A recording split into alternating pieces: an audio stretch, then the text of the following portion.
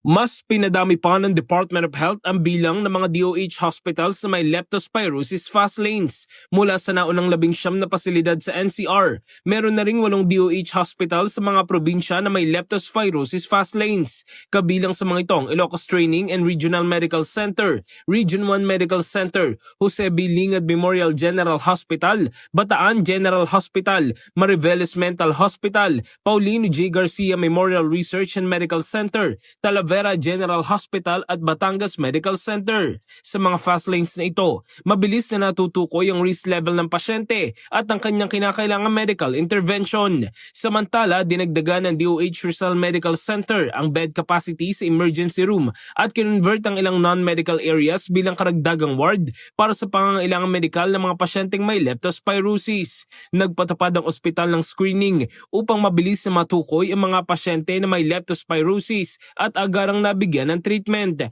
Tiniyak din ang supply ng gamot para sa mga pasyente. In the heart of changing lives, ako si Brigada Jigo Custodio ng 105.1 Brigada News of Manila, the Music News Authority.